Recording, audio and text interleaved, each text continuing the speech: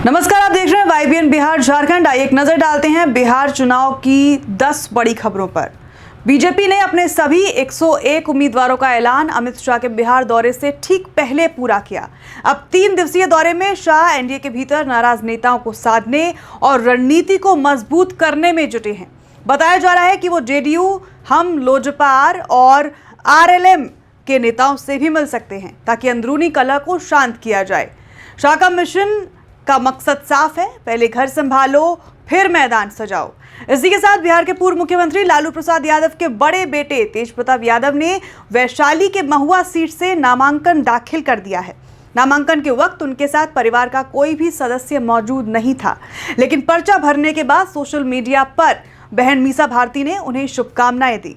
चुनावी मैदान में तेज प्रताप इस बार कितनी तेजी दिखाते हैं, ये देखना दिलचस्प होगा। साथ ही लालू यादव ने टिकट बंटवारे में बड़ा दांव खेला है। परसा सीट से तेज प्रताप यादव की साली और दरोगा राय की पोती करिश्मा राय को टिकट दिया गया है, जो पेशे से डेंटिस्ट हैं। वहीं छपरा से भोजपुरी स्टार खेसारी लाल यादव की पत्नी चंदा यादव को भी मैदान में उतारा गया है। आरजेडी का ये नया प्रयोग स्टार पावर और परिवार दोनों का संगम है। जेडीयू ने अपनी पहली लिस्ट जारी कर दी है और सबसे चर्चित नाम रहा चेतन आनंद का। आनंद मोहन के बेटे चेतन आनंद, जो पहले शिवहर से आरजेडी विधायक थे, अब जेडीयू के टिकट पर औरंगाबाद के नबीनगर से लड़ेंगे। पार्टी बदली, सीट बदली, अब देखना यह होगा कि जनता का मूड भी बदलता है या फिर नहीं। साथ ही आपको बताते चले कि लोजपा रामविलास के सुप्रीमो पशुपति पारस ने अपने बेटे यशराज पासवान को अलौली सीट से प्रत्याशी बनाया है। यशराज ने 16 अक्टूबर को नामांकन दाखिल किया। लोजपा अब पिता पुत्र की जोड़ी के सहारे सीटों पर मजबूती दिखाने की कोशिश कर रही है।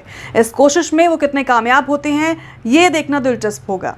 साथ ही कस्बा सीट से हम के पूर्व प्रत्याशी राजेंद्र यादव ने संतोष मांझी पर टिकट के बदले 5 करोड़ की मांग का आरोप लगाया है। उन्होंने पार्टी छोड़कर निर्दलीय चुनाव लड़ने का ऐलान किया है। एनडीए की सहयोगी हम में ये विवाद चुनाव से पहले बड़ा सरदर्द बन सकता है। उत्तर प्रदेश के मुख्यमंत्री योगी आदित्यनाथ ने बिहार में भाजपा प्रत्याशी आलोक रंजन के नामांकन के बाद रैली की। उन्होंने कहा कि कांग्रेस और राजद को विकास नहीं, बुरखा चाहिए ताकि अपनी पहचान छुपा सके। योगी ने कहा कि मां जानकी और जेपी की धरती पर कांग्रेस राजद ने पहचान का संकट पैदा किया है।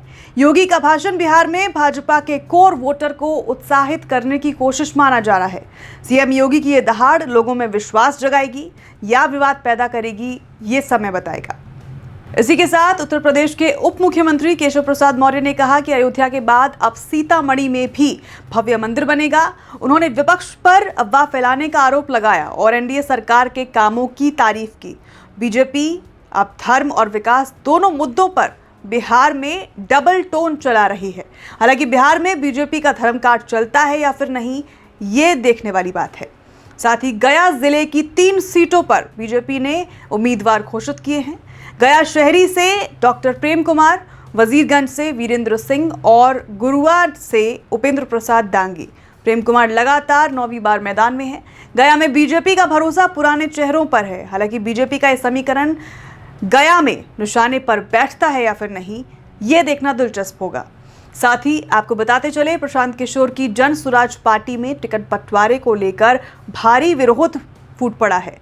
गयाघाट क्षेत्र में कार्यकर्ताओं ने पार्टी दस्तावेज और सदस्यता कार्ड जलाए और सामूहिक इस्तीफा दे दिया है।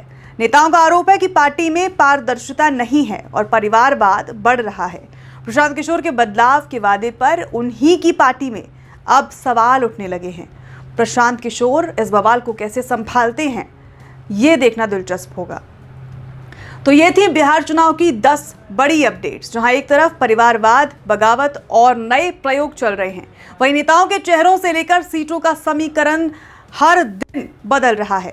अब देखना यह है कि सियासी शतरंज में कौन मात देता है और कौन चाल चलता है, क्योंकि बिहार में चुनाव सिर्फ राजनीति नहीं, पावर गेम भी है। फिलहाल इस रिपोर्ट में इतना ही। बिहार चुनाव से सभी बड़ी अपडेट्स के लिए जुड़े रहे वाईबीएन बिहार झारखंड के साथ। नमस्कार।